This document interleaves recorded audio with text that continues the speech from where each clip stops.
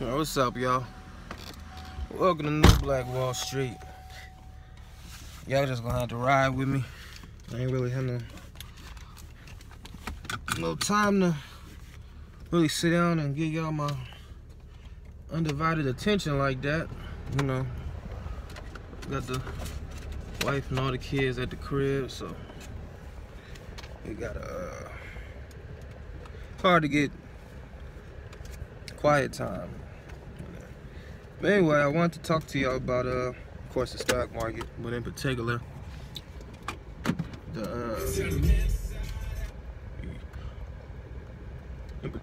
S&P 500 index. No, I have it too loud. S&P 500 index. So, what this is, it stands for the Standard & Poor's 500 index. Poor out there. I think the nigga name was Henry Poor. Forgot what standard came from. Might have just been aware. But anyway, what they do is they take 500 of the largest companies, not the 500 largest companies, but they take 500 of the largest companies, and that makes up the index about how they all move together as an aggregate, like on average. Watch where you going there. Because I'm telling y'all about this because I'm about to tell y'all how the stock market is rigged. You know what I'm saying? That this shit's rigged. So this is how it's rigged. They take them 500 companies, right?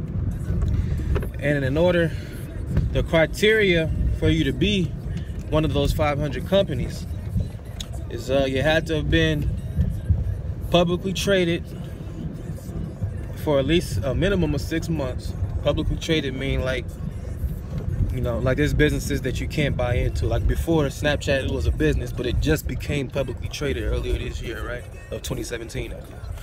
So, like right now, I don't think Snapchat will even be eligible to be in it because I don't think it's been 6 months yet. Or it might have just now been 6 months. But you had to be on the market, publicly traded, a minimum of at least 6 months, be worth over $5 billion, had to have had at least 4 consecutive positive earnings reports, which essentially means basically that you made money for a year straight, every 3 month interval, which is another reason why Snapchat wouldn't be eligible for it because they ain't even positive yet. What else? Positive earnings, 5 billion. What was the last? It's a few different reasons, even though they never tell you the specific reasons why they add or drop things out of it. But at least $5 billion been publicly traded for at least 6 months, 4 consecutive positive earnings, and every year they can do it at any point in time, but for a minimum they do at least once a year. They check the companies that didn't do as well over that past year. You know, whether things change further in they financially, or maybe they just ain't that good no more. Whatever the case may be, they'll take them companies off and they'll replace them with companies that meet their criteria. Because this is managed by the Standard & Poor's Committee or whatever. I think that's what they call it. So every year, at minimum, they take out basically the worst companies and replace them with companies that they think are better, that meet their criteria. So essentially what this means is, okay, so that's the index, right? And then we have what you would call ETFs, exchange traded funds, which is basically, it's all these different ETFs have a certain strategy to them. They have ETFs that track like the volatility index. They have ETFs that track just like the technology sector, things of this nature. So this ETF, this S&P 500 ETF tracks what I just told y'all about.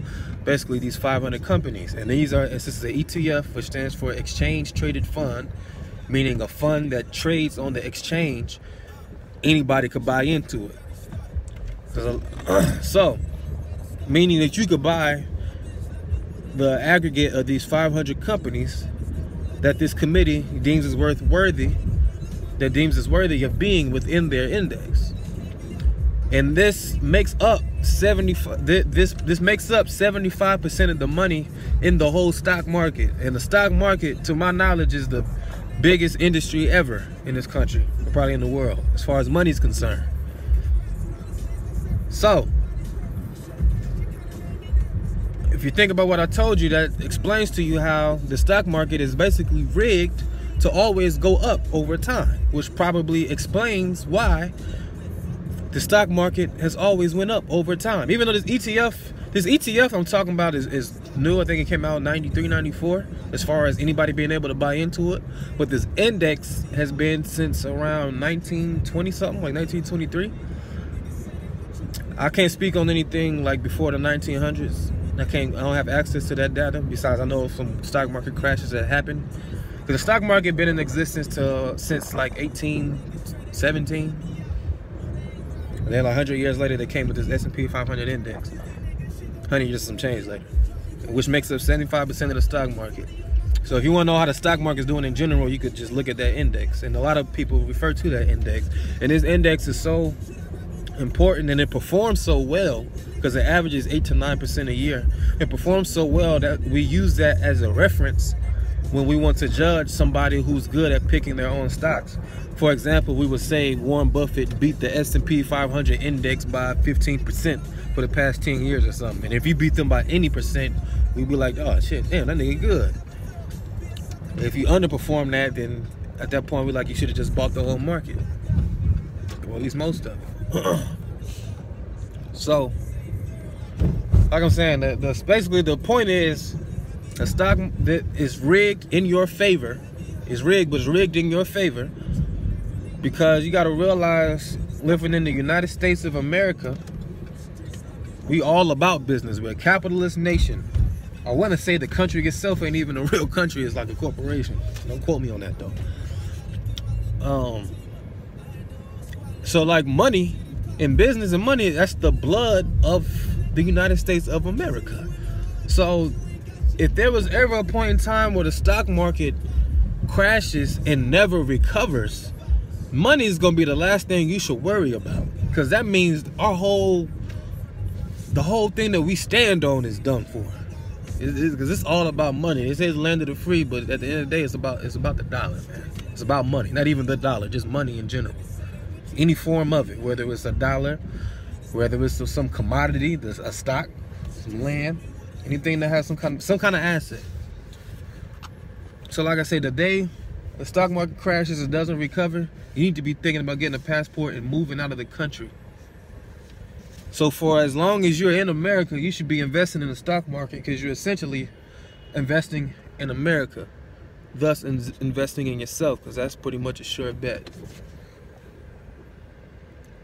And also, even with the people, the committee that's talking about that manages this S&P 500 index, a lot of times they invest in a particular company that's in the index individually themselves. Meaning, so then you gotta wonder, because like I told you, they don't reveal why they add or take away companies. Perhaps they add some companies to this index, maybe because they're invested in it and they wanted to do better. Your goals and their goals are aligned. Just jump on the trend. Just jump on the wave. Ride the wave with them, because they have an incentive. First of all, America in general just has an incentive for the stock market to do good, because it's like the closest correlation to us as a nation. And then on top of that, the committee be invested in some of these companies as well themselves, so they have an incentive for it to do well.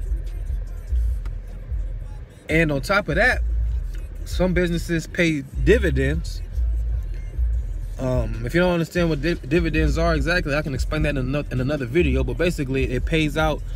It'll pay you, like if you own a stock of let's say Apple, they'll pay you like a 1% dividend, which meaning for every $100 of stock you own in Apple, they'll pay you $1 over the course of a year. It might be like a quarter every 3 months. So at the end of the year, the annual dividend will be the 1% of that dividend return rate.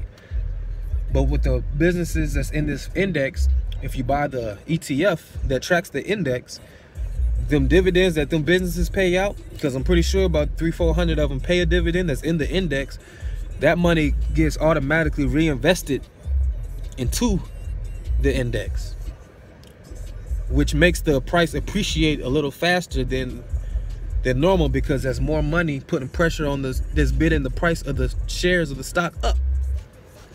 So at the end of the day, all the odds are in your favor. All the odds are in your favor. It'll take something real catastrophic for it to go against you, such as some unforeseen real estate crisis that happens out the blue, or the .com bubble / World Trade Center thing will have to happen, or John F. Kennedy getting shot, or these things that, you know, we can only think of. You gotta think, man, it's 2017.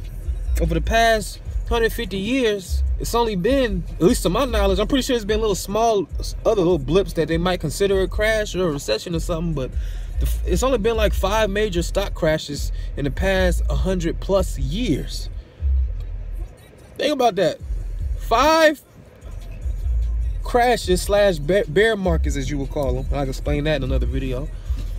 But only 5 in the past 100+ years. That's pretty good, man. Because these crashes don't last no more than 2-3 years at a time, if that. Sometimes it don't last 2-3 years. It might only last 1 year. So even if you fear a stock market crash, and you may feel like you buying it at, because, you know, the stock market is at all-time highs right now, so you may feel like you're buying at the top, and that could be the case. I mean, you might buy the shit tomorrow and it might crash the very next day. That very well could happen. But history shows us, if you just hold on over time, it'll always come back. Because a lot of people lost their money in the stock market, either A, lost it in some business that went out, because like I say, the stock market always goes up in general. Every business does not last. Blockbuster didn't last, Kodak didn't last, Lehman Brothers didn't last, but the stock market gonna continue to go on. And this index that I'm talking about represents the stock market in general, at least 75% of it, which is good enough. So if you're scared to pick your own stocks, which you should be, if you're buying the stock market in general, that's the difference. I'm not telling you to buy a particular business who might fuck up. A business is gonna always come and go. It's rare that it's gonna be a very select few that just stay around forever, like your Coca-Colas and shit like that. Business is always gonna come and go. But the stock market in general, that's what you always need to be invested in. So if there's one thing that y'all could take from me, even if I never post another video again, and then because people always ask, what stock should I buy now? What stock should I buy now? My answer would be to buy the stock market, and the closest you can get to buying the whole stock market is buying the ETF that tracks the S&P 500 index. And the ticker symbol for that, like when you get your stock brokerage account, you know, you're gonna type in a combination of letters, which is gonna bring up the stock that you're interested in. Like AAPL is a ticker symbol for Apple. So if you wanted to buy stocks in Apple, you would type in AAPL, and that'll bring up the stocks for Apple. And then from there, you decide you want to buy, sell, whatever. And you can Google all these ticker symbols. But the ticker symbol for the ETF that I'm talking about, that tracks the stock market, is S as in Sam, P as in Peter, Y as in yarn, SPY as in spy. So yeah, that's that. I want to, you know, get this off while I could. I'm about to go in here, you know, buy me some new t-shirts and beaters and shit like that. But yeah, man, get invested. The odds is in your favor. It's rigged in your favor. That's the point I wanted to get across. And I can go into further detail of a lot of different aspects of this video, but we'll save those for other videos in the future. In the meantime, y'all got any questions, concerns, whatever, hit me up. newblackwallstreet@gmail.com for the email. Like it on Twitter, facebook.com/newblackwallstreet. And black is spelled BLAQ. And yeah, that's that. I'm going to the store, man. Hit y'all later.